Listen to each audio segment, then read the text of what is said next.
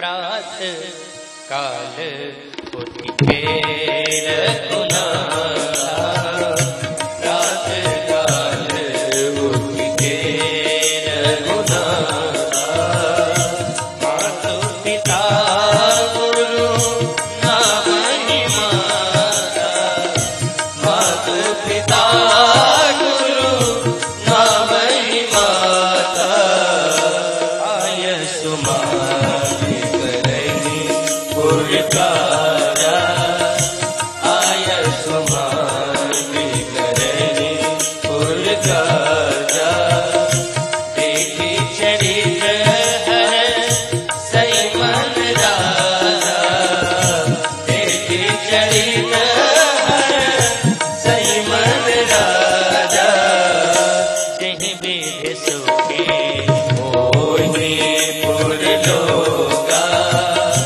जहि विधि सुखे मोहि पुरलोका, करहि कृपा निधि सोई संजोगा, करहि कृपा निधि सोई संजोगा, वेद पुराण सुनहि मन लाए, वेद पुराण सुनहि मन लाए, आप कहीं अनुजन समझाए, आप कहीं अनुजन समझाए, प्रात काल उठ के रघुनाथा, प्रात काल उठ के, प्रात काल उठ के,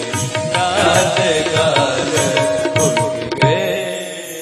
माताजी मिलती हैं, उनको प्रणाम करते हैं, पिताजी मिलते हैं, उनको प्रणाम करते हैं, फिर गुरु बाबा मिलते हैं, उनको प्रणाम करते हैं। ये शास्त्र ने क्या कहा है? मातृ देवो भव, पितृ देवो भव, आचार्य देवो भव। जब भगवान ने इनका सम्मान किया तो हमें क्या करना चाहिए? हमें भी तो वही करना चाहिए। अच्छा, सिर्फ प्रणाम ही मत करो, सुबह सुबह उठ करके प्रणाम कर लिया, उसके बाद जो कहें उनके विपरीत चलो, नहीं। प्रभु का आयस मांग करहि पुर काजा, आज्ञा मांग मांग करके नगर का कार्य करते हैं, और चरित्र ऐसा है जिसको देख करके महाराज दशरथ प्रसन्न होते हैं। ये बहुत सुंदर बात है। पुत्र का कर्तव्य है वो अपने जीवन में कर्म ऐसा करे जिससे माता पिता को प्रसन्नता प्राप्त हो। पुत्र हो या पुत्री हो, माता पिता को सुख देना चाहिए अपने कर्म और व्यवहार से। अच्छा, भगवान ऐसे ही नहीं, जहीं विधि सुखी हुई पुरलोगा, नगर के लोग जिससे सुखी हो जाएं वही करते हैं। वेद पुराण को मन लगा करके सुनते हैं, स्वयं अनुजों को सुनाते हुए। नगर के किसी घर में कोई अगर खुशी का उत्सव का समय रहता है तो उस घर में स्वयं जाकर के उस घर के सदस्य के जैसा कार्य भी करते हैं। किसी के घर में कोई दुख होता है तो उस घर में जाकर के दुखी भी होते हैं। कुछ ही दिनों में पूरे नगर निवासियों के प्राण वल्लभ भगवान बन गए, बालकों के साथ खेल रहे हैं। अच्छा, ठाकुर जी उधर खेल रहे थे और इधर महाराज दशरथ के भोजन का समय हो गया।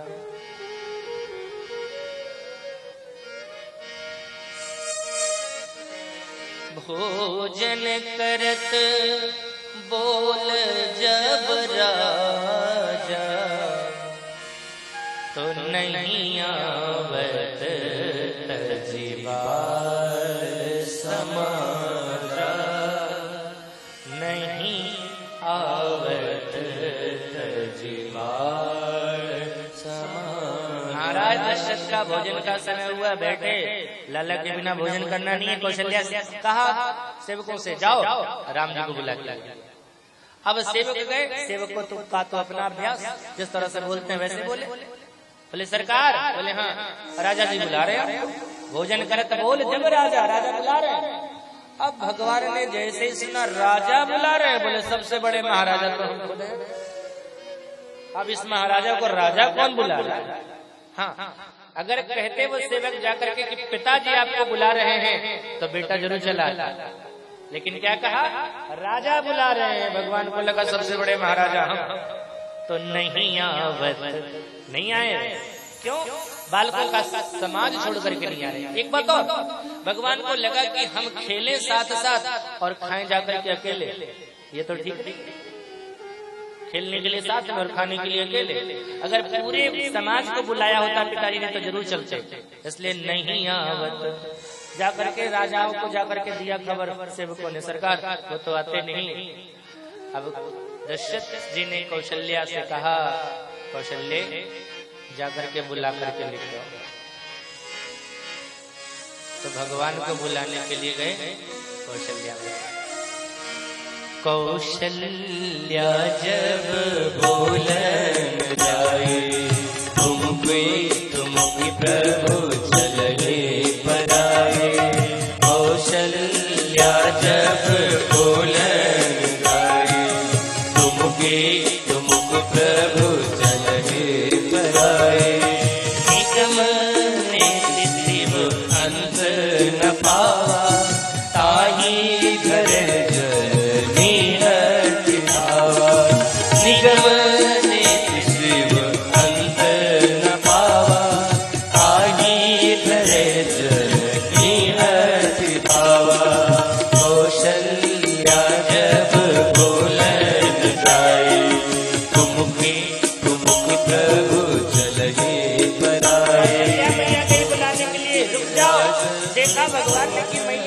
भाग खड़े हुए, अरे रुक जा, मैं पकड़ूंगी तुम्हें।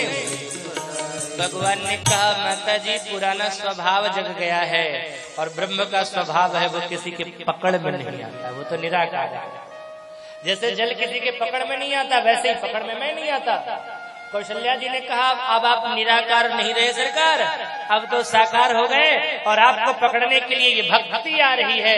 दौड़ करके जाकर के मैया ने राम जी को पकड़ निगम ने शिव अंत न पावा, ताहि धरे जननी हठी धावा।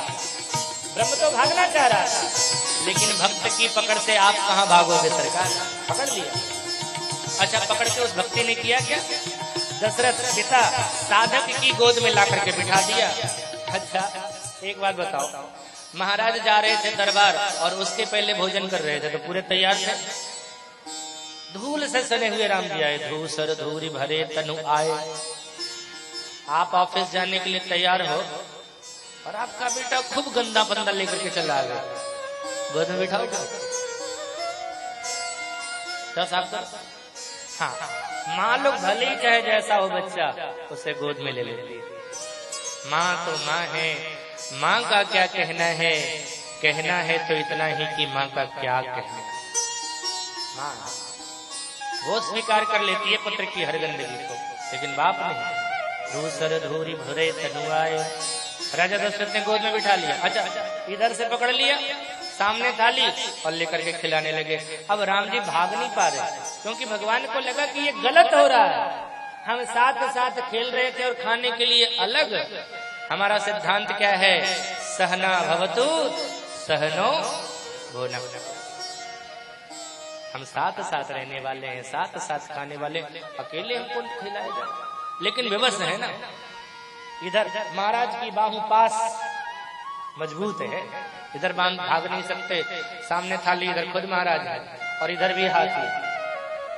ब्रह्म को खिला रहे थे तब तक तो ठीक, लेकिन जैसे ही अपने ऊपर ध्यान गया, भोजन करत चपल चित, पुत्र को खिलाया फिर सोचे खुद खा ले, और जैसे ही मौका मिला ये हाथ उठा ना खाने के लिए, ये वाला एरिया खाली लगा। बस भगवान ने क्या किया, भोजन करत चपल चित इत उत अवसर पाई, वही अवसर मिला इधर वाला। और क्या किया, दोनों हाथ में दधी और भात लिया और लेकर के भाग चले, भागे जोर से, किलकत मुख, किलकिला करके भागे। किसी ने कहा भगवान से कि सरकार ये पंडितों वाला काम करना कब से शुरू कर दिया। क्या मतलब, वो पंडित जी लोग पंगत में बैठते हैं, पहले खाते हैं, बाद में कुछ समेट के भी ले जाते हैं।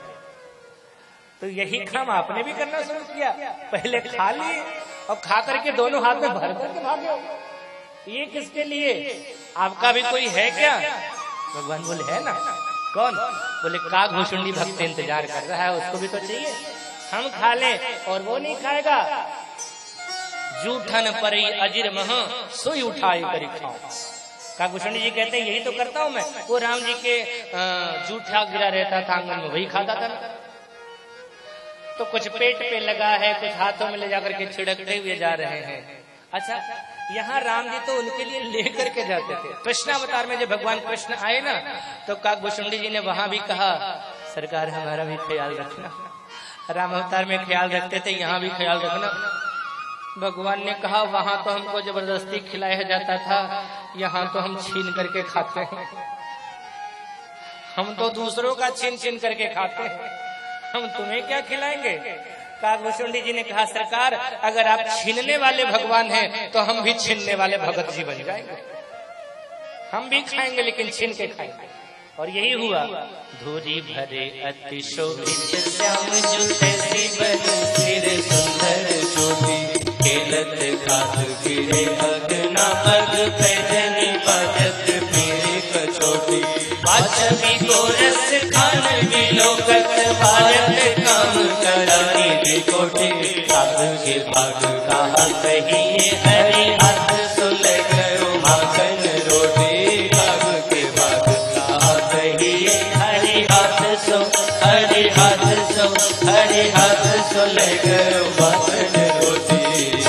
वहाँ ये नहीं कहा जा रहा कि हरि ने दिया माखन रोटी, ले गए माखन रोटी छीन करके। बोले जब आप छीनने वाले भगवान हैं तो हम भी छीनने वाले भगत बने। तो भाज चले किलकत मुख दधियोदन। ऐसे नित्य नवीन लीलाओं से भगवान आनंद कर रहे हैं, आनंद दे रहे हैं प्रवासियों को। रामचंद्र की जय। आपके बीच में मंगल कामनाओं के साथ मंगल कलश जा रहा है।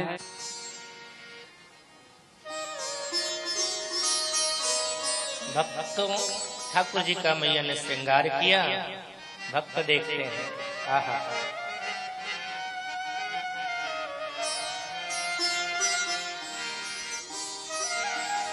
कर गयो दिल पर टोना। ठाकुर जी का श्रृंगार इतना सुंदर मैया को सजा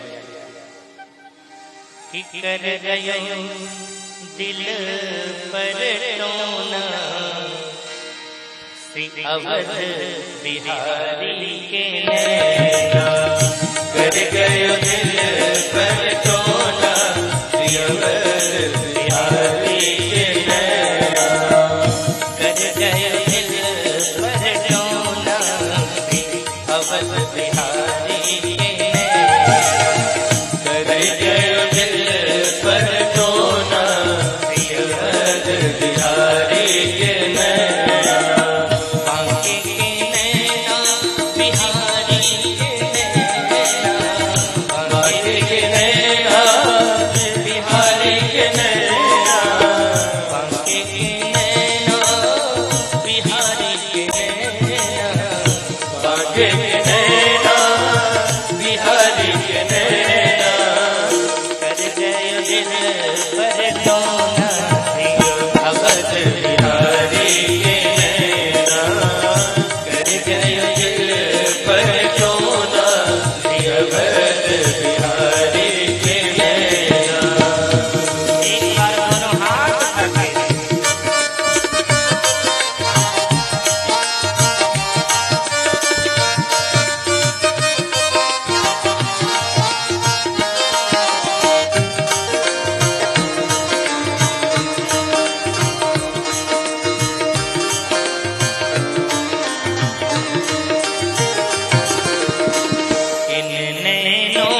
पर सब कुछ वारा।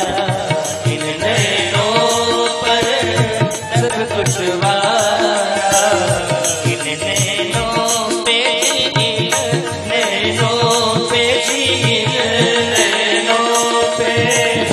इन नैनों पे सब कुछ वारा। इन नैनों पे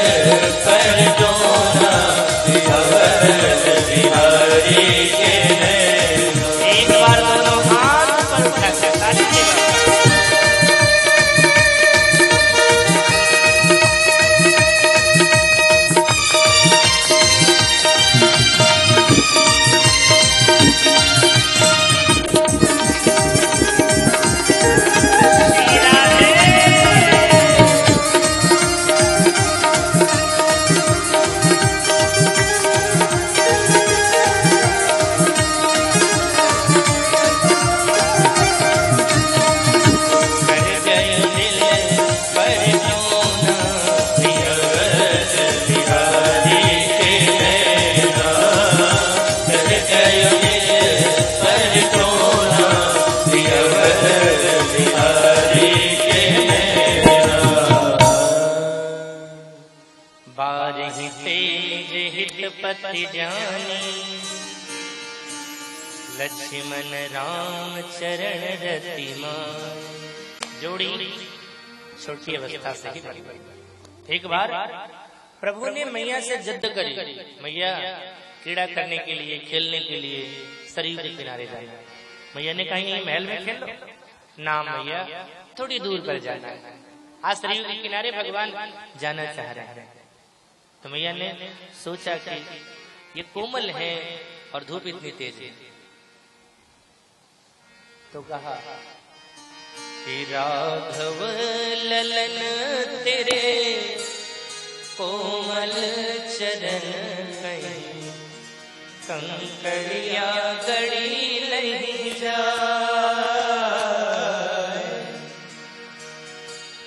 रवि कर उदित शीश नहीं शाही, बदन निरखी सरसिज सकुचाही। सूरज किरण पर असरण शरण नाम, मुखड़ा नहीं कुमला। लेकिन जिद करके प्रभु मैया से कहा जाने से चले गए। अच्छा, जब सरयू के किनारे पहुंचे तो यहाँ खेल क्या होगा? बोले गेंद का खेल। तो गेंद खेलने के लिए दो दल होना चाहिए। तो एक दल में तो राम जी, दूसरे दल में कौन? अन्य बालकों ने सोचा लक्ष्मण भैया तेज तर्रार हैं, वही राम जी को टक्कर दे सकते हैं, तो ये रहेंगे विरोध में। लेकिन लक्ष्मण जी आकर के राम जी के पास सबसे पहले खड़े हो गए। बोले मैं इधर, बाकी जिसको जाना है जाए जिधर। अब लक्ष्मण इधर है तो कोई विरोध में जाने को तैयार नहीं। किसी ने कहा विरोध में नहीं जाएंगे तो खेल कैसे होगा? ले पता नहीं है तुम्हें, जो राम का विरोध करता है क्या होता है? ले राम विमुख असहाल तुम्हारा, रहा न कुल कोई रोवन हारा। और राम विमुख थल नरक न लह, ऐसी व्यवस्था है। अब कोई भी विरोध में जाने को तैयार ही नहीं हो रहा है। प्रभु का चेहरा उतर गया। उदास जब हो गए तभी एक बालक ने हाथ उठा करके कहा मैं विरोध में रहूं। सबकी आंखें उधर घूम गई, कौन है जो ये विरोध की बात करता है? वो कोई और नहीं, भैया भरत थे। लक्ष्मण जी उनके पास पहुंचे, ये क्या कर रहे हो आप विरोध करेंगे श्री राम का? हाँ, क्यों? भरतलाल जी ने कहा लक्ष्मण एक बात बताओ, अभी थोड़ी देर पहले भगवान का चेहरा कैसा था? बोले प्रसन्न थे, अभी उदास। मुझे श्री राम के चेहरे पर उदासी स्वीकार हो। मैं कभी नहीं चाहता कि प्रभु उदास हो। और सही बात है, हम जिससे प्रेम करते हैं कभी उदास उसे देखते हैं। अपने बेटे से बहुत लगाव है ना,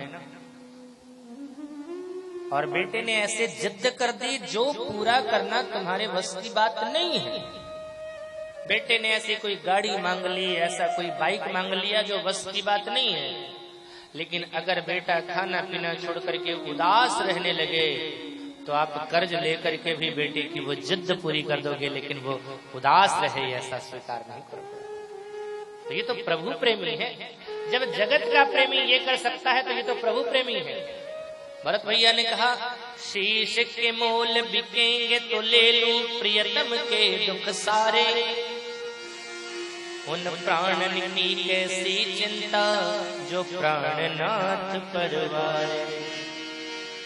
एक जन्म क्या कोटि जन्म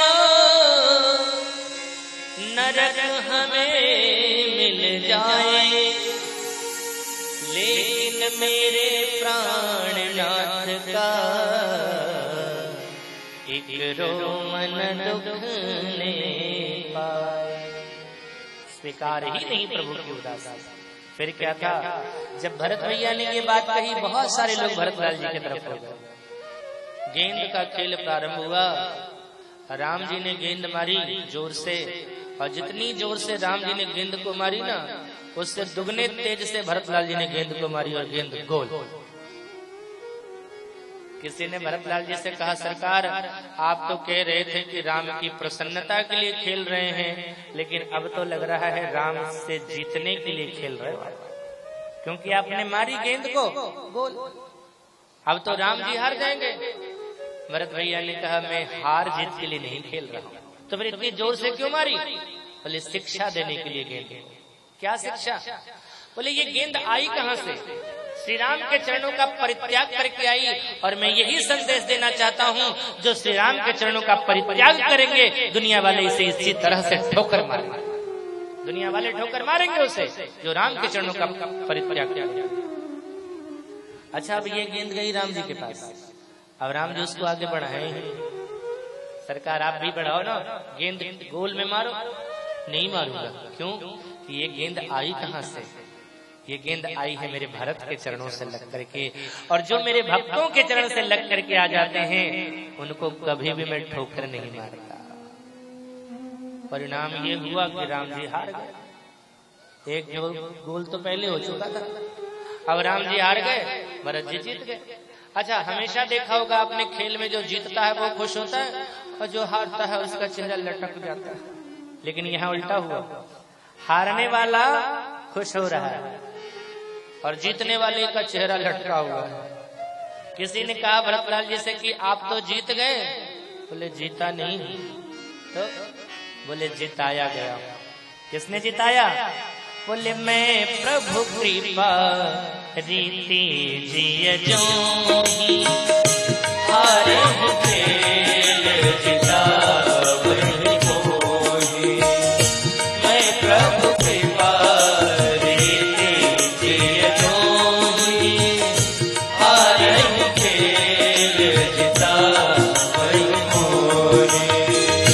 मैं प्रभु कृपा रीति जिय जोही, मैं प्रभु कृपा रीति जिय जोही, हारे खेल जितावहि मोहि।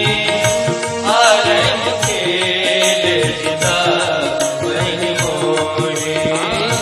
हारे खेल जितावहि मोहि। हारे खेल जितावहि मोहि।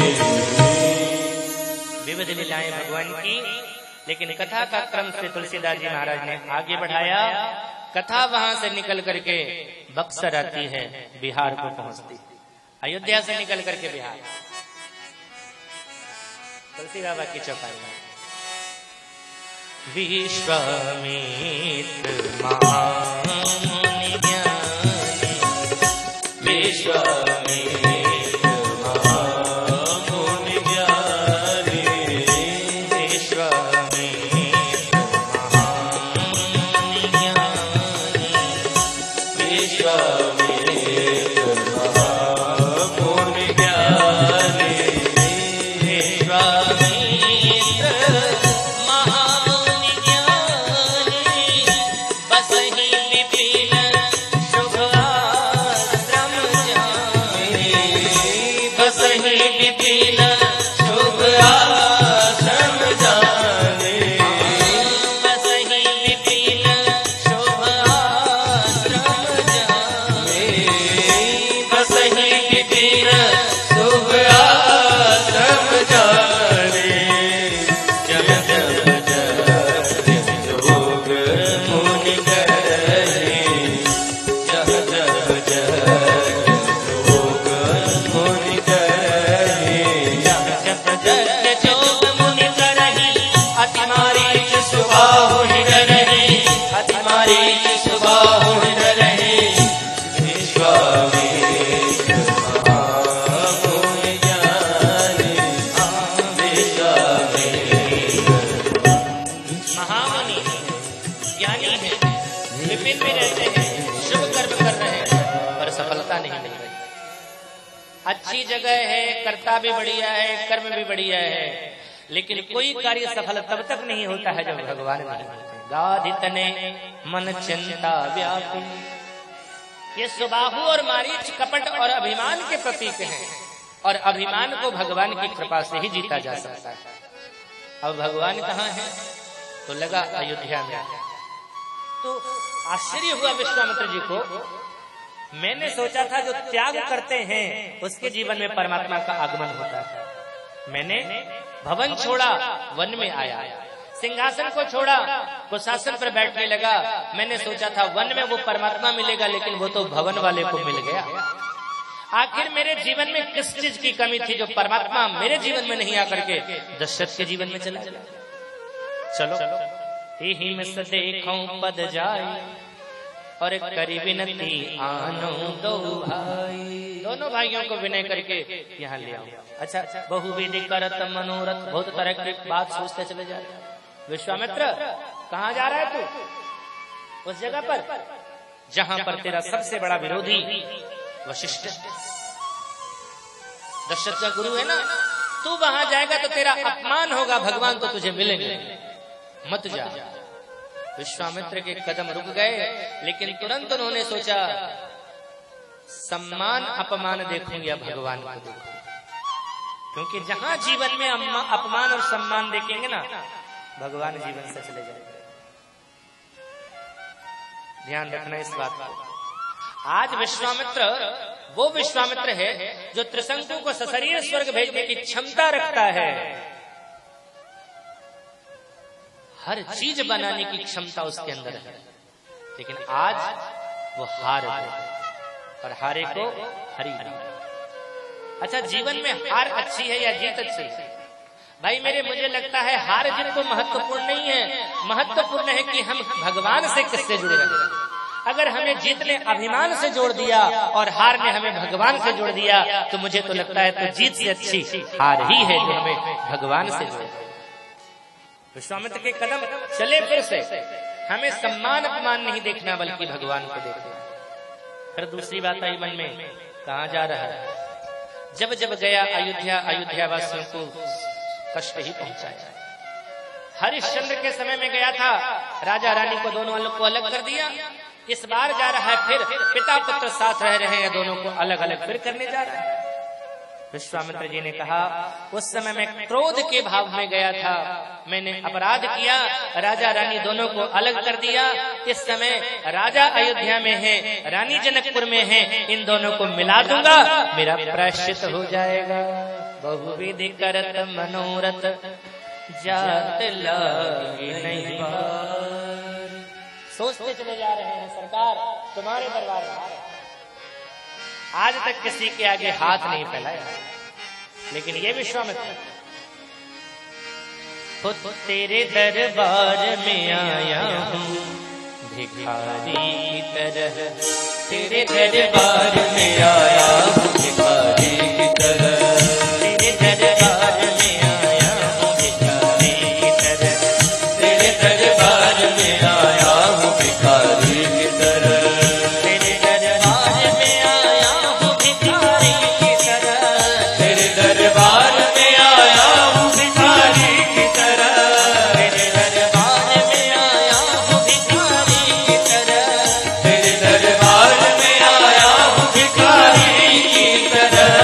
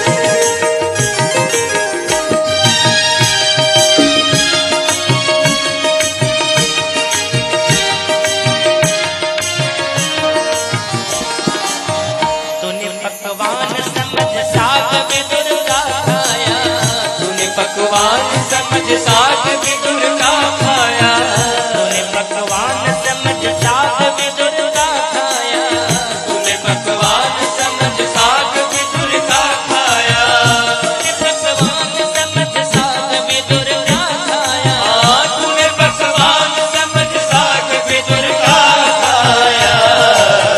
फिर भिलने के लगे आपको अंगूर की तरह, फिर भिलने के लगे आपको अंगूर की तरह, फिर भिलने के लगे आपको अंगूर की तरह, फिर भिलने के लगे आपको अंगूर की तरह। तेरे चरणों की करो पूजा पुजारी की तरह, तेरे चरणों की करो पूजा पुजारी की तरह, तेरे दरबार में आया हूँ भिखारी की तरह, तेरे दरबार में आया हूँ भिखारी की तरह। एक बार फिर से उनके दरबार में चले गए।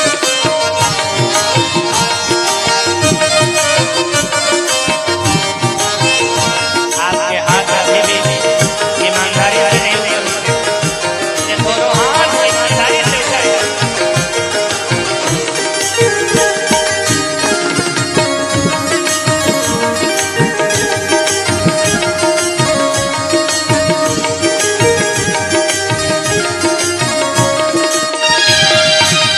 दौड़कर आप लगे विप्र सुदामा के गले, दौड़कर आप लगे विप्र सुदामा के गले, दौड़कर आप लगे विप्र सुदामा के गले, दौड़कर आप लगे विप्र सुदामा के गले, दौड़कर आप लगे विप्र सुदामा के गले, दौड़कर आप लगे विप्र सुदामा के गले, दौड़कर आप लगे विप्र सुदामा के गले, दौड़कर आप लगे विप्र सुदामा के गले।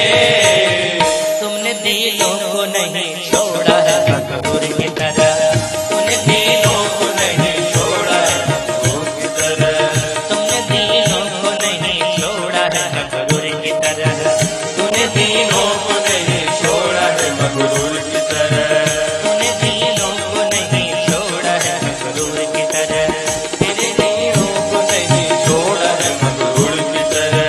तेरे दरबार में आया हूँ भिखारी की तरह, तेरे दरबार में आया हूँ भिखारी की तरह।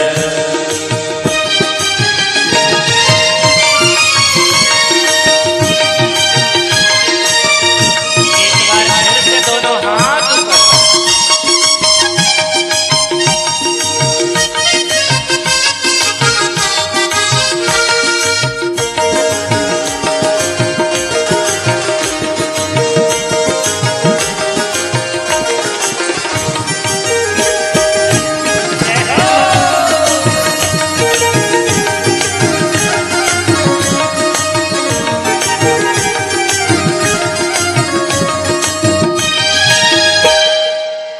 विकल है दास तेरा चरणों का चाकर है, विकल है दास तेरा चरणों का चाकर है, विकल है दास तेरा चरणों का चाकर है, विकल है दास तेरा चरणों का चाकर है, विकल है दास तेरा चरणों का चाकर है, विकल है दास तेरा चरणों का चाकर है, विकल है दास तेरा चरणों का चाकर है, विकल है दास तेरा चरणों का चाकर है।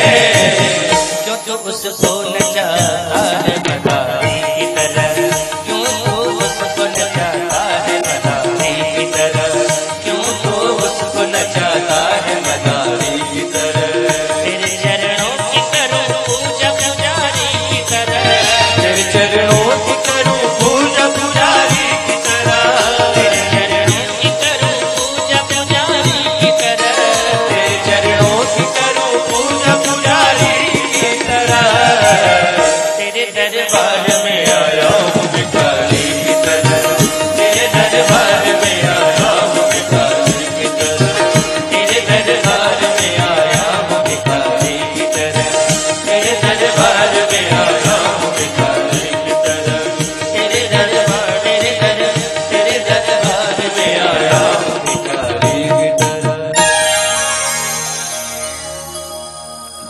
विधि करत मनोरथ, जात लागी नहीं बात, करी मज्जन सरयू जल, गए भूप दरबार। महाराज ने स्वागत किया, पूजन किया, सम्मान उपरांत श्री दशरथ जी महाराज ने हाथ जोड़ करके कहा, प्रभु के ही कारण आगमन तुम्हारा। आपके जैसे महात्मा जल्दी किसी के ऊपर कृपा नहीं करते। आज आपका आगमन हुआ, क्यों बताएं राजन, धन्य है। सूर्यवंश की परंपरा के अनुरूप आपने बातें कही हैं। मुझे निशाचर परेशान करते हैं, याचना करने के लिए आया हूं। महाराज दशरथ ने कहा, हमारे राज्य में निशाचर महात्माओं को परेशान करें। उठाया धनुष बाण, चलिए महाराज, अभी मैं आपको उन राक्षसों से मुक्ति दिलाता हूं, उन राक्षसों का वध करता हूं। विश्वामित्र जी हंसने लगे, वध करना हल नहीं, मारना एक को मारोगे फिर आ जाएंगे दूसरी बुराई। अरे बुराई का तो समूल नष्ट करना जरूरी है, आप नहीं कर पाएंगे। चाहिए क्या? बोले अनुज समेत देहु रघुनाथ, अनुज के साथ रघुनाथ को मांगने आया हूं। दो क्यों मांग रहे हैं? बोले काम भी दो है। क्या दो काम है? बोले निशिचर वध पहला काम, दूसरा मैं होब सनाथ। निशाचरों का वध करना है, अपने आप को सनाथ करना है, नाथ को प्राप्त करके, इसलिए दो को मांगा है। और जैसे ही राजा दशरथ ने ये शब्द सुने, सुनी राजा अति अप्रिय बानी, हृदय कंप मुख दुति कुमल। हाथ जोड़ लिए, महाराज मैंने कौन सा अपराध किया जो इतनी बड़ी सजा दे रहे हैं मुझे, मृत्युदंड? अरे मैंने तुमसे तुम्हारे प्राण नहीं मांगे, तुम्हारे पुत्र राम मांगे। महाराज ये प्राण अगर आप मांग लो मैं देने को तैयार हूं, लेकिन राम को नहीं दे सकता। नहीं दोगे? बोले देता क्या, देते बनता ही नहीं, राम देत नहीं बनई गोसाई। राम को देते नहीं बनता। अच्छा एक बात बताओ, अभी थोड़ी देर पहले कह रहे थे आप जो भी मांग लो, मांगहु भूमि धेनु धन कोसा, सर्वस देहु आज सहरोसा, सब दे दूंगा। अगर शरीर भी मांग लो तो वो भी देने को तैयार हूं। अगर आपको दशरथ अपने हाथ से अपना गला काट करके दे दो, वो भी देने को तैयार हूं, लेकिन राम देत नहीं बनई गोसाई। विश्वामित्र को वो जवाब मिल गया। चलते समय आश्रम से सोचा था आखिर दशरथ के जीवन में कौन सी उपलब्धि है जिसकी वजह से परमात्मा उनके जीवन में गए, मेरे जीवन में नहीं आए। आज उस समस्या का समाधान मिला, उत्तर मिला। जो अपने प्राण को दे सकता है लेकिन राम को नहीं दे सकता है, उसी के जीवन में भगवान। क्या लोग थे वो जिन्होंने जिंदगी छोड़ दी बंदगी के लिए, और क्या हम हैं कि हमने बंदगी छोड़ दी जिंदगी के लिए। आज अगर प्राणों की बारी आ जावे ना तो सबको लगा देंगे दांव पर, लेकिन प्राण बच जाए। एक लड़का लड़की थे, आपस में बहुत दोनों एक दूसरे से प्रेम करते थे, संसार वाला प्रेम, लेकिन घर वालों ने उनकी शादी होने नहीं दी। तो उन दोनों ने निर्णय लिया कि चलो साथ में जी नहीं सकते हैं तो साथ में मर तो सकते हैं, चलो दोनों लोग पहाड़ से कूद करके मर जाए। दोनों सोच करके चले, पहुंच गए सुसाइड पॉइंट पे। अच्छा ये सुसाइड पॉइंट शहरों में ही होता है, तो पहाड़ की ऊंचाई पे पहुंच गए। अच्छा जब नीचे झांक करके देखा तो गहराई नजर आई। अब गहराई नजर आई तो लड़की का दिमाग काम करना बंद कर दिया डर के मारे। उसने कहा हिम्मत नहीं होती कूदने की, आप कूद जाओ। लड़के ने देखा, उसको भी गहराई नजर आई। बोले नहीं, मेरी भी हिम्मत नहीं होती, चलो दोनों साथ साथ कूदते। बोले ना, मुझे आगे मत खींचो, आप कूदो ना, आपके पीछे पीछे। और आप तो कहते थे आप हमारे पीछे पीछे चलना, तो आपके पीछे पीछे चलेंगे, आप कूदोगे तो मैं कूद जाऊंगा। पक्का कूद जाएगी ना? बोले बिल्कुल पक्का। लड़के ने छलांग लगा, छलांग लगा के बोला आजा तू भी कूद जा। ना जी ना, बचूंगी तो दूसरा बॉयफ्रेंड मिल जाएगा। वापिस हो गए उसके साथ। लड़के ने तभी अपना पैराशूट खोला। मुझे पता था ऐसा ही तू करेगी, इसलिए सेफ्टी लेकर के कूदा। तो कहते तो है प्राण दे देंगे, लेकिन जब देने की बारी आती है तो। लेकिन यहाँ सर्वस आज देहु सहरोसा, मांगहु भूमि धेनु धन कोसा। भूमि मांग लो, धन मांग लो, कोष मांग लो। महाराज तन प्राण सब दे सकता हूं, लेकिन राम देत नहीं बने गोसाई। देते नहीं बनता।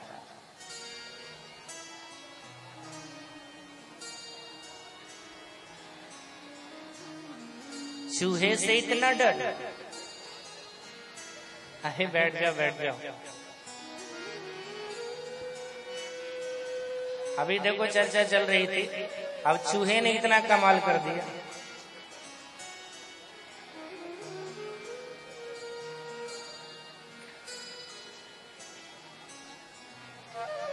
श्री राम जय जय राम, श्री राम जय जय राम, श्री राम जय राम,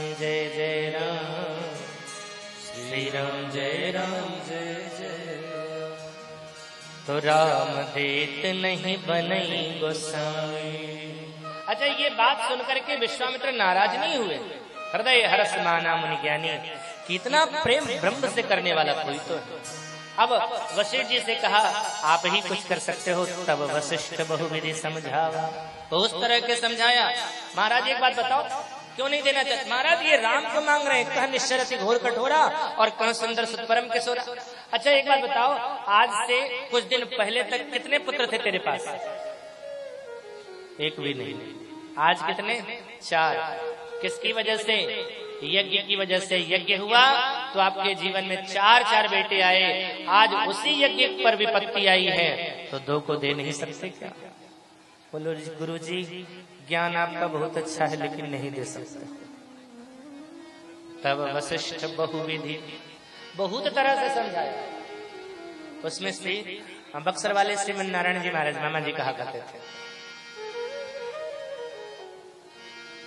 बहुविधि मतलब बहु लावे की विधि बताया। इनके साथ भेज दो, ले जाएंगे अकेले में और दे जाएंगे बहू के साथ में। तब वशिष्ठ बहुविधि समझावा, नृप संदेह नाश पावा। संदेह जो था वो समाप्त हो गया, प्रभु को समर्पित किया। ये कह करके कि आज मैंने अपना पद छोड़ा है, पिता का पद पर आपको प्रतिष्ठित किया है। तुम मुनि पिता आन नहीं को, आप कोई और नहीं है, पिता है। देखो इसीलिए धनुष तोड़ने की आज्ञा दे देते, क्योंकि धनुष टूटेगा तो विवाह होगा, और जब विवाह होगा तो विवाह का निर्णय कौन ले सकता है? बाप ही तो लेगा, पिता ही तो लेगा। अगर पिता की गद्दी न दी होती तो विश्वामित्र जी नहीं कहते धनुष तोड़ने को, इसलिए तोड़ने के लिए कह दिया। मिल गया अनुमति, माँ से आदेश लेकर के विश्वामित्र के पीछे पीछे चल पड़े। देखो ब्रह्म भी किसके पीछे चलता है? जो विश्व के मित्र यानी हित की कामना रखता है, उसके पीछे पीछे भगवान भी चल पड़ता है। पीछे पीछे भगवान चल पड़े। रास्ते में ताड़का मिली, वासना का प्रतीक है। भगवान ने एक बाण से उसका वध कर दिया। अपने नाथ को पहचान करके संपूर्ण समर्पण किया। और जब कोई जीव भगवान के प्रति अपना संपूर्ण समर्पण कर देता है तो भगवान तुरंत खड़ा हो जाता है। निर्भय यज्ञ करो तुम जाइए, परेशान मत हो। अब तुमने सब कुछ समर्पित किया है, इसलिए निर्भय हो जाओ। अनन्य चिंतयन्तो माम ये जना पर्युपासते तेषाम नित्य वियुक्ता नाम योगक्षेमं वहाम्यहम्। मैं तुम्हारी कुशलता की रक्षा करूंगा। बस हम यही कमी कर देते हैं, हम भगवान के प्रति पूर्ण समर्पित नहीं होते। हम समर्पित करते भी हैं अपने आप को ना, तो इसका प्रयोग करके करते हैं, दिमाग लगा लगा के करते हैं। जबकि ये लगाओगे तो भगवान के पास से कुछ नहीं मिलेगा। भगवान ने यज्ञ की रक्षा करी, सुबाहु का वध किया, मारीच को समुद्र के किनारे भेजा, लक्ष्मण भैया ने पूरी निशाचर सेना समाप्त कर दी, यज्ञ पूरा हुआ। विश्वामित्र जी ने प्रभु से कहा, एक यज्ञ आपने ब्राह्मण के यज्ञ को पूरा किया है, क्षत्रिय का यज्ञ बचा हुआ है, उसको पूरा करो।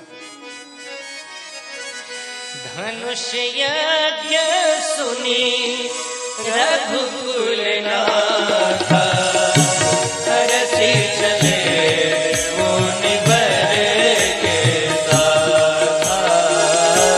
धनुष यज्ञ सुनी रघुकुल नाथा, हरषि चले मुनि वर के साथा। धनुष यज्ञ सुनी रघुकुल नाथा, धनुष यज्ञ सुनी रघुकुल नाथा। धनुष यज्ञ सुन करके चल पड़े। क्यों मुस्कुरा करके चले थे? धनुष यज्ञ कहाँ हो रहा है? जनकपुर में। और जनकपुर क्या है? राम जी की होने वाली ससुराल।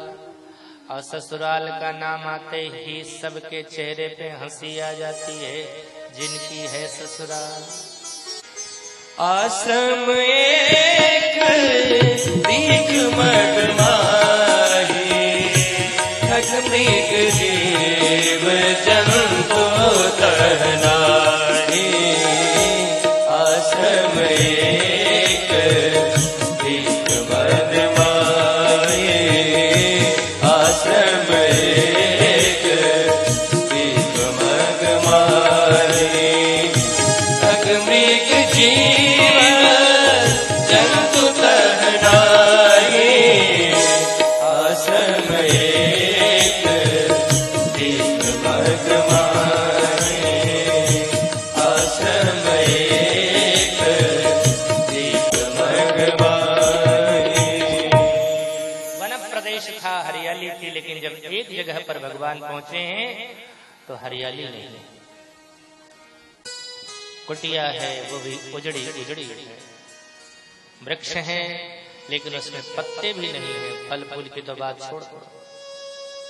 सरोवर है लेकिन जल नहीं है, दरारें फटी पड़ी है।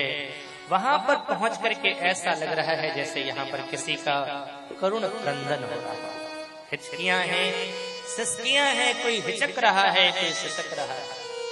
मध्य भाग में एक शिला है, ऐसा लग रहा है जैसे ये अभी बोल पड़ेगी। पूछा मुनि शिला प्रभु देखे, सो पूछा कौन है? तो पूरी कथा विश्वामित्र जी ने सुना, अहिल्या की पूरी कथा से आप परिचित हैं। और तुलसीदास जी ने इसको ज्यादा विशेष रूप से विस्तृत व्याख्या नहीं करी।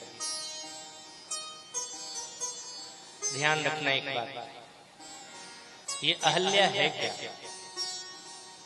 अहिल्या को अध्यात्म में बुद्धि का प्रतीक माना गया है कि ये बुद्धि है। और ये अहिल्या तब तक स्वस्थ रही, चैतन्य रही, सुंदर रही, कब तक? जब तक इसने त्याग को महत्व दिया। गौतम त्याग के प्रतीक है। त्याग को जब तक इसने महत्व दिया तब तक चैतन्य रही। यानी ये बुद्धि जब तक त्याग को महत्व देती रहती है, इस बुद्धि में कोई कमी नहीं आती, कोई विकृति नहीं आती। और बुद्धि की विकृति, बुद्धि का दोष क्या है?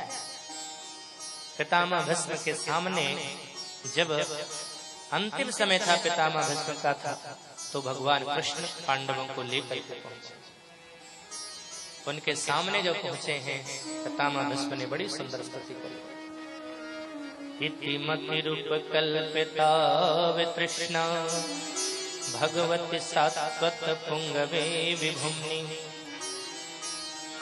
स्वसुखमुपगते क्वचिद विहरतु प्रकृतिमुपेयुषि यदभप्रवाह त्रिभुवन कमलं कमालवर्णं रविकर गौरम्बराम्बरदधाने वपुरलकुलावृताननाब्जं विजय सखेरतिरस्तु मे नवद्या।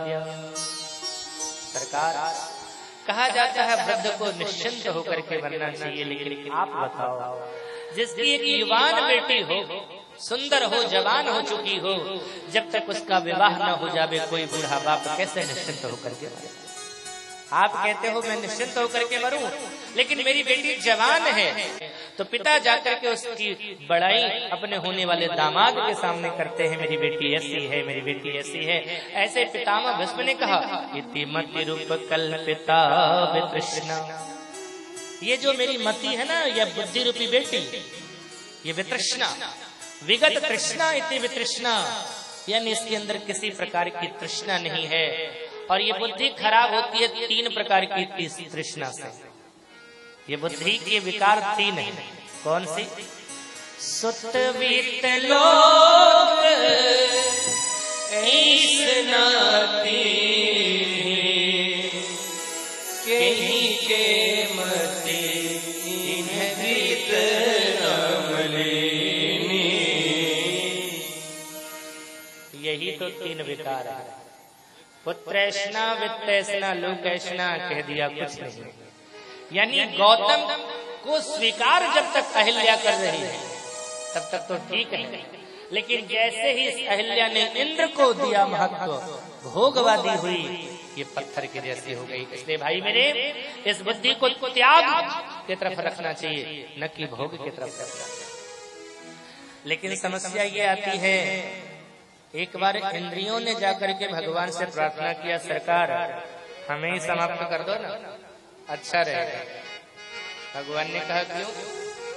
बोले हमें बनाया भी, दुनिया में सुख सुविधा की सामग्री भी बनाया, और उसके बाद कहते हो भोगो नहीं। अरे या तो सुख सुविधा के सामान नहीं बनाए होते, या तो हमें नहीं बनाया होता। सुविधा के सामान हैं और इंद्रियां हैं, तो ये भोगेंगी भोगेंगे, तो हमें समाप्त कर दो। भगवान ने कहा त्याग नहीं होगा तुझसे। अरे हैं तो हैं, संसार में बहुत कुछ है, अब वो भोग है तो रहने दे, तू नहीं त्याग कर सकता। बोले ना। तो भगवान ने कहा उसे छोड़ नहीं सकता। बोले ना। तो रास्ता बदल दो, हम भोग को नहीं छोड़ेंगे।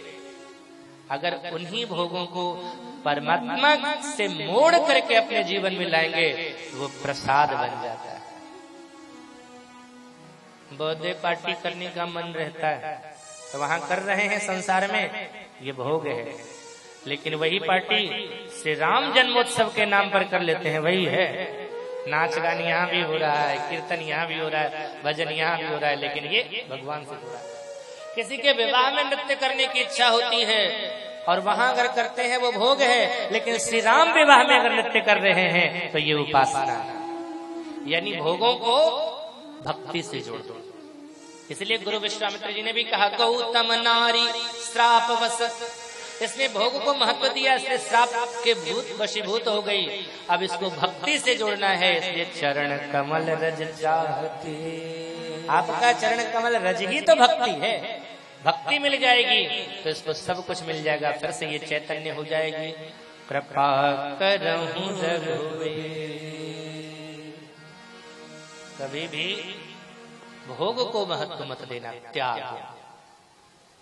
त्याग अगर जीवन में किया ना आपने, तो भवसागर से पार जाने का बहुत सरल रास्ता है, बहुत सरल रास्ता।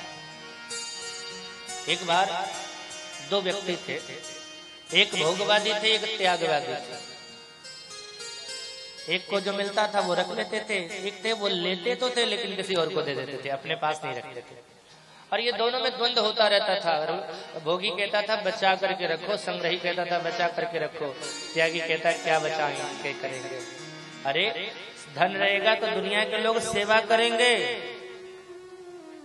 इसी की वजह से त्यागी कहते सेवा की जरूरत ही नहीं पड़ेगी। क्यों सेवा की जरूरत पड़ेगी? नहीं सेवा की जरूरत पड़ेगी।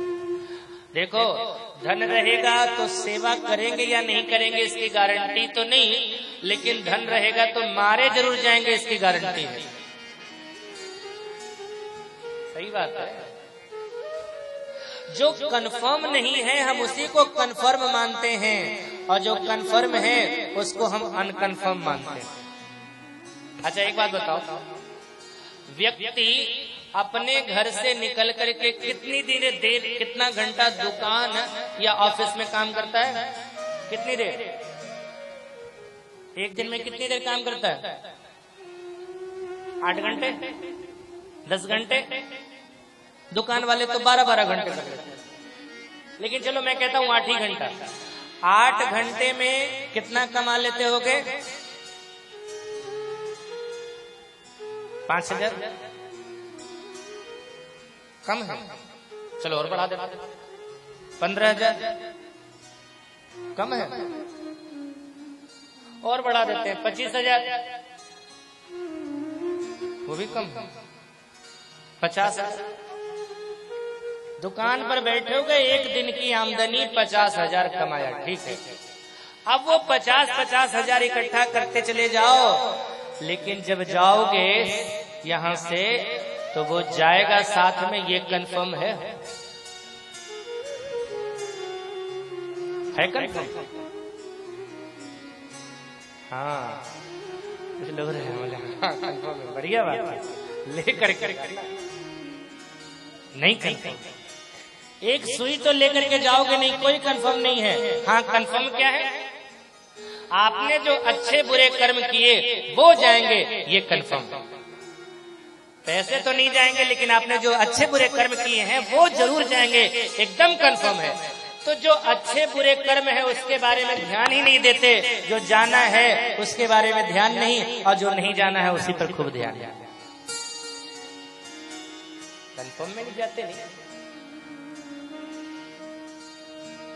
तो जीवन में ठाकुर जी का भजन ही निश्चित है जो साथ जाए, इसके अलावा और कुछ भी नहीं जाना है भाई मेरे।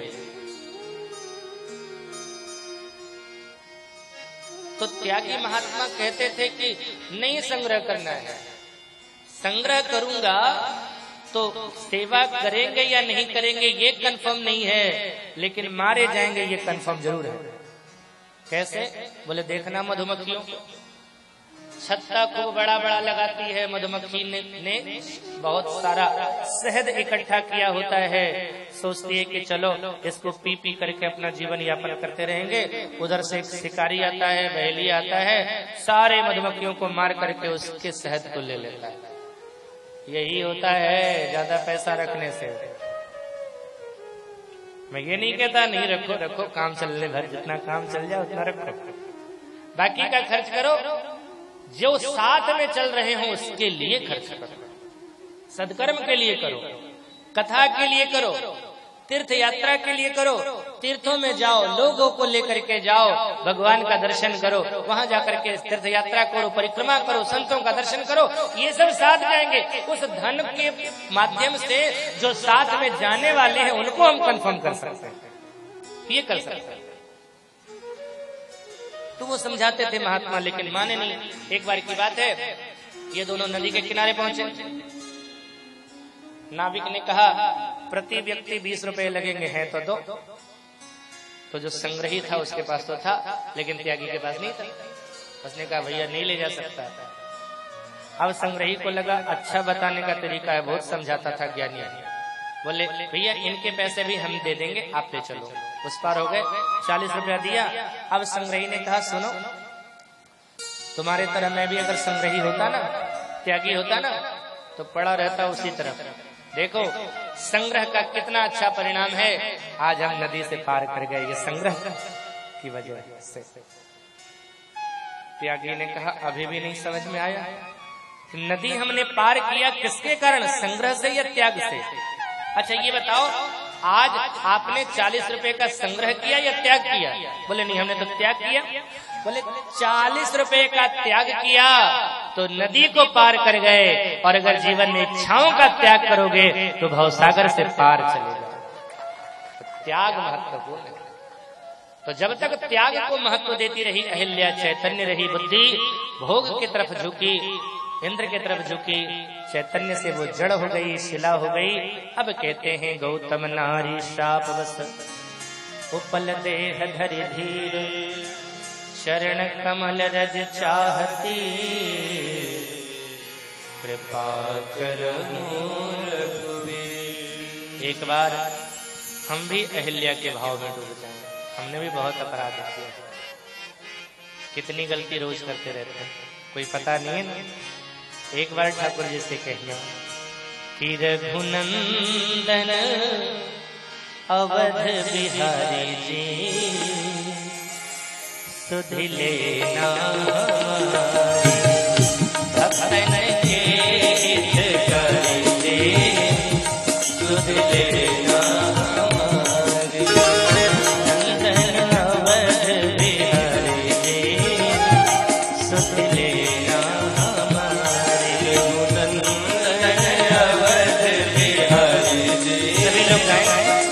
लेना हमारे, लेना हमारी सुधि, लेना हमारी, लेना हमारी सुधि, लेना हमारी, लेना हमारी सुधि, लेना हमारी, लेना हमारी सुधि, लेना हमारी, भक्तन के हित करिते, सुध लेना भक्तन के हित करिते, सुध लेना हमारे। दया के सागर ओ रघुनंदन, दया के सागर ओ रघुनंदन, दया के सागर ओ रघुनंदन, दया के सागर ओ रघुनंदन, हम सब करते आपकी वंदन, हम सब करते आपका वंदन, अपने नाथ उबरते, अपने नाथ उबरते, सुध लेना हमारे। रघुनंदन अवध बिहारी जी, सुध लेना हमारे। भक्तन के हित करिते, सुध लेना हमारे। भक्तन के हित करिते, सुध लेना हमारे। एक बार दोनों हाथ उठा के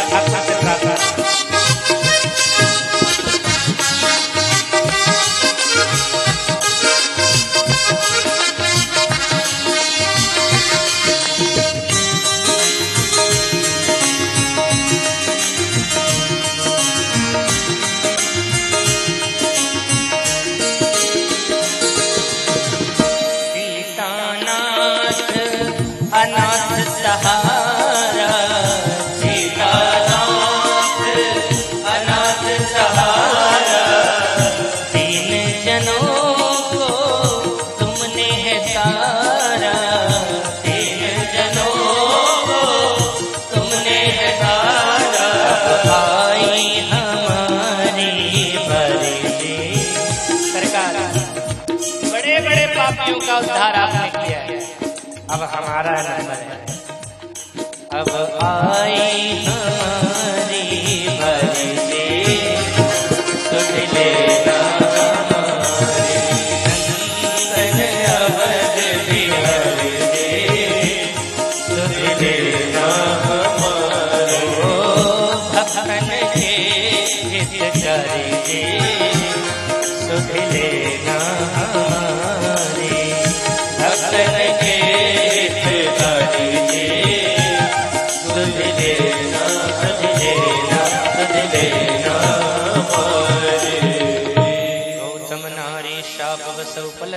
धरि धीर, चरण कमल रज चाहती, कृपा करूं रघुवीर। कृपा करो। लक्ष्मण जी ने कहा प्रभु एक निवेदन है। क्या? ये गुरुजी ना मुझे कुछ जम नहीं रहे। क्यों, क्या किया? बोले जब से लेकर के आए कुछ उल्टा पुल्टा काम करा रहा है। नारी का वध करवा दिया वहां तड़का का सबला का करके, लेकिन यहाँ कह रहे इसके ऊपर सिर पर, इसके ऊपर पैर रखो।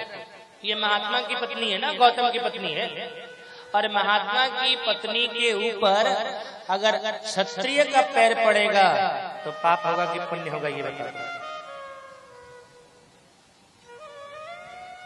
एक तरह से बाधा डाली, लेकिन भगवान जिसके ऊपर कृपा करने की सोच लेते हैं ना, बाधाओं को खुद हटा देते। विभीषण भगवान की शरण में आए, भगवान से कहा सरकार आपने हमें बुलाया, हाँ आप हमें अपनी शरण में रखेंगे? बिल्कुल। आपकी प्रतिज्ञा टूट जाएगी तो मुझे शरण में रखने। कैसे? बोले आपने दो प्रतिज्ञा करी। पहली प्रतिज्ञा निश्चरहीन करो वहीं, दूसरी प्रतिज्ञा जो मैं राम तो कुल सहित कहीं दसानन आए।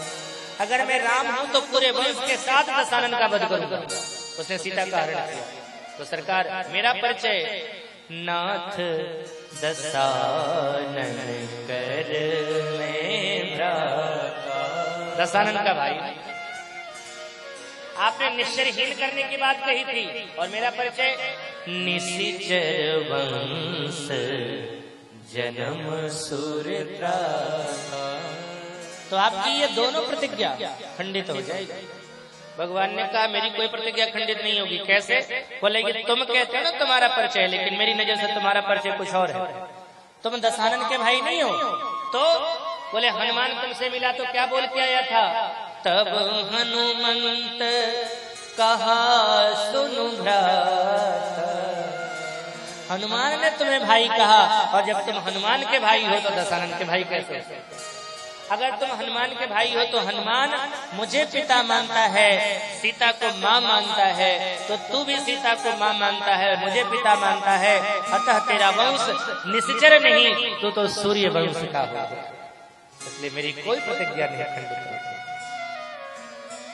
भगवान ने कृपा किया, हवा की हल्की झोंक आई, चरण में से रज निकला, उस शिला पर पड़ी, और जैसे ही इस पर पड़ी, पर सतपद पावन शोभन सावन प्रगट भई कल्पपुंज सही।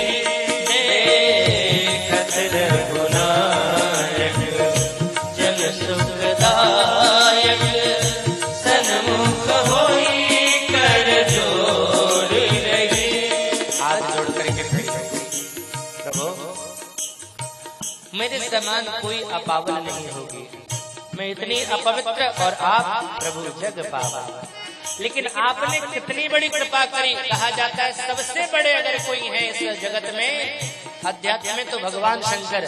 वैष्णवा नाम यथा शंभु इतने ऊंचे। आपने उस शंकर के सिर पर क्या दिया?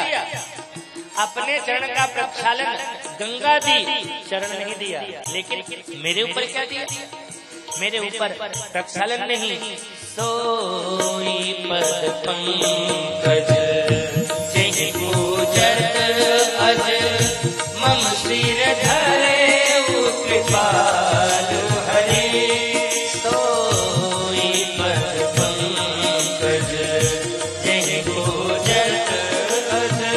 ओ चरण मेरे सिर पर, मेरे समान कोई भाग्यशाली नहीं।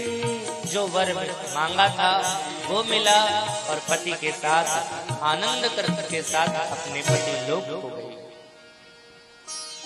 तुलसीदास जी ने जैसे अहिल्या की इस कथा को गाया, तुरंत कहा रे सठमन, ऐसा भगवान कृपालु कहाँ मिलेगा तुम्हें? दुनिया का भगवान तो दुनिया के जो हैं वो सेवा करो, पूजा करो, आराधना करो तब प्रसन्न होते हैं। लेकिन ये देखो इस अहिल्या ने क्या किया? कुछ भी नहीं किया, पड़ी थी। कहा जाता है कोई भक्ति करती, भक्ति क्या है? बोले प्रथम भक्ति संतन कर संगा, सत्संग कर लेना, यही भक्ति थी। अहिल्या ने वो नहीं किया, उल्टे भगवान उसके पास पहुंच गए संतों को लेकर। दूसरे रतिमा में कथा प्रसंगा, मेरी कथा को सुनना ये दूसरी भक्ति है। अहिल्या ने तो भगवान की कथा नहीं सुनी, बल्कि भगवान ने ही अहिल्या की कथा सुनी। तू तो नहीं सुन सकती, मैं ही सुन लेता हूं तेरे को। पूछा मुनि ही शिला प्रभु देखी, तो सकल कथा मुनि कहा, जैसे सब कहते हैं। ऐसे कृपा करी, और जब इनको नहीं भजोगे, अस प्रभु दीन बंधु हरि कारण रहित दयाल, कृपा सिंधु सठता ही भज, छाड़ी कपट भजन करो, लेकिन कैसे? कपट जंजाल का परित्याग करके, क्योंकि मन क्रम वचन छाड़ी चतुराई, मन क्रम वचन छाड़ी चतुराई, भजते कृपा करी है रघुराई, भजते कृपा करी है रघुराई, मन क्रम वचन छाड़ी चतुराई, मन क्रम वचन। अच्छा एक बात और, अहिल्या का उद्धार करके भगवान आगे चले। अयोध्या से चले थे तो पुरुष सिंह दो वीर हर्ष चले, मुनि भय हर्षित होकर के चले। विश्वामित्र के आश्रम से चले तो धनुष यज्ञ सुनि रघुकुल नाथा, हर्ष चले मुनिवर के साथ। यहाँ भी हर्ष चले, लेकिन जैसे ही अहिल्या का उद्धार किया उसके बाद कैसे चले? चले राम लक्ष्मण मुनि संगा, चले हर्षित होकर के नहीं चले, खाली चले। क्यों? भले ही अहिल्या का उद्धार हुआ, लेकिन भगवान को लगा लीला के दृष्टिकोण से मैं क्षत्रिय के घर में हूँ और एक महात्मा की पत्नी के सिर पर पैर तो रखा ही, पाप तो लगा ही होगा। हमने पैर छुआया है, इसका पाप लगेगा। देखो क्या भगवान की सोच है। आज के लोग अगर उनका कोई पैर नहीं छूता तो कहते कितना बड़ा पापी हो गया, हमारा पैर भी नहीं छुआ। और भगवान कह रहे हैं हमने पैर छुआ दिया इसलिए हमको पाप लग गया। तो क्या करते हैं? गए जहां जग पावनी, गंगा में जाकर के स्नान किया, वहां दान दिया विप्रों को। उसके बाद जनकपुर में प्रवेश करते हैं। एक सुंदर अवराई देख करके वहां बगीचे में टिक गए। महाराज जनक को खबर चली, वो आए, वार्ता चल रही थी। ठीक इसी बीच भगवान का प्रवेश हुआ और उठे सकल जब रघुपति आए। जब भगवान आए ना तो सब खड़े हो गए। अचानक जनक जी महाराज ने देखा तो देखते रहे, और बस देखा तो देखते ही चले जा रहे थे। अब मुस्कुराने लगे विश्वामित्र कि जो जनक ज्ञानी था और कहता था जो आंखों से दिखता है वो सब झूठा है, आज क्या देख रहा है? क्या देख रहे हो? तो जनक जी ने कहा महाराज ये बताइए ये हैं कौन? कहूं नाथ सुंदर दो बालक, ये हैं कौन? मुनिकुल तिलक किन्नरकुल पालक। ये मुनि महात्मा के लड़के हैं या राजा के लड़के हैं? क्योंकि पोशाक है इनका राजसी और है महात्माओं के साथ, तो असमंजस हो रहा है कि महात्मा के बेटे हैं या राजा के बेटे हैं। तो विश्वामित्र जी ने मुस्कुरा करके कहा राजन तुम भी तो कुछ जानकार हो, तुम ही बताओ तुम्हें क्या लगता है? जनक जी ने कहा मुझे तो कुछ और लगता है। क्या? बोले मुझे लगता है ब्रह्म जो निगम नेति कही गावा, उभय वेश धरी की सोया। वही है क्या ये? क्योंकि इन्हीं बिलोकत अति अनुरागा और बरबस ब्रह्म सुख ही मन त्यागा। मेरा मन जो ब्रह्मानंद में डूबा रहता था उसको त्याग करके बस इनको देखने लगा। मुझे तो ये बड़े प्यारे लगे और मेरी नजर में ज्ञानी है ये कहने को ज्ञानी नहीं, सचमुच ज्ञानी है। इनके पास तो महाराज श्री सुखदेव जी महाराज और नारद जी महाराज ज्ञान की शिक्षा लेने के लिए आते थे। वो कहते हैं कि मेरा मन हट रहा है ब्रह्म सुख से और इनके चरणों में इनके प्रति लग रहा है कौन है? तो विश्वामित्र जी ने कहा जो आप सोच रहे हैं सब सही है। आप ही के प्रिय नहीं है ये? तो बोले ये प्रिय सब ही जहां लगी प्राणी, जितने प्राणी है ना ये सबके प्रिय हैं। और जैसे ही राम ने सुना तो मन मुस्कान ही राम सुनी बानी, मुस्कुराने लगे। गुरुजी सारा भेद मत खोल दे, पता मत बता देना। और जैसे ही इशारा दिया तब कहा कौशलेश महाराज दशरथ के पुत्र हैं और मम हित लाग नरेश पठाए। मेरे लिए महाराज दशरथ ने इनको मेरे साथ भेजा है। मख रखवारी करी दो भाई, दोनों भाइयों ने यज्ञ की रक्षा करी और अब आपके पास आ गया। और जब यहाँ आ गए अब राजा जनक को लगा कि जैसे ये राजकुमार है महाराज दशरथ के पुत्र हैं तो इनके योग्य ये बागीचा नहीं है। महात्मा थे तब तो चलो ठीक है, लेकिन ये तो राजकुमार हैं, इनके लिए ये जगह ठीक नहीं है। तो वहां से हटा करके अंदर ले आए जनकपुर में। और कहाँ दिया निवास? सुंदर सदन सुखद सब काला, और तहाँ वास ले दीन भुआला, तहाँ वास ले दीन भुआला, सुंदर सदन सुखद सब काला। एयर कंडीशन भवन दिया लाकर। सुखद सब काला का मतलब क्या है? वातानुकूलित है। आज लोग कहते हैं आज एयर कंडीशन है, अरे एयर कंडीशन उस समय भी था। सुखद सब काला। और कौन सी जगह पर रखा? उसका नाम था सुंदर सदन। और सुंदर सदन में रहते कौन थे? सिय निवास सुंदर सदन सौभाग्य में कही जात। इस भवन में स्वयं श्री किशोरी जी रहते थे। सिय निवास सुंदर सदन, उसकी शोभा कहीं नहीं जा सकती। उसी के एक हिस्से में राम जी रुक गए, वहीं विश्राम कर रहे हैं। शेष की चर्चा हम कल करेंगे। ठाकुर जी जनकपुर में आ गए हैं और जनकपुर का प्रसंग, उस वाटिका श्री राम विवाह का महोत्सव, इसका आनंद हम कल लेंगे। आप लोग कल अयोध्या वासी जनकपुर वासी बन करके आना, हमारे तरफ से न्योता है।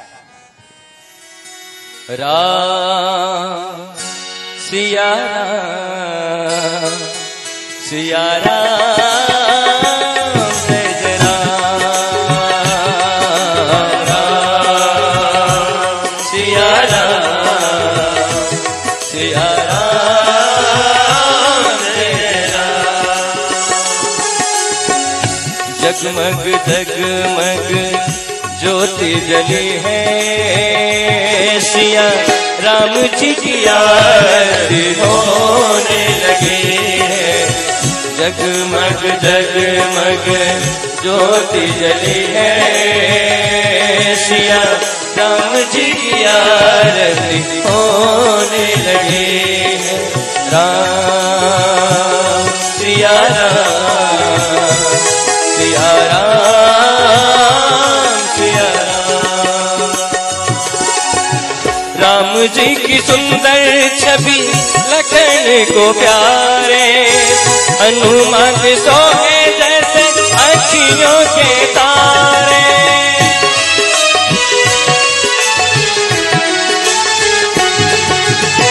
राम जी की सुंदर छवि लखन को प्यारे, हनुमान सोहे जैसे अखियों के तारे, अखियों के प्यारे। प्रभु जी के बाएं खड़ी, प्रभु जी के बाएं खड़ी जनक लली है, सिया राम जी की आरती होने लगी है। जगमग जगमग ज्योति जली है, सिया राम जी की आरती होने लगी है।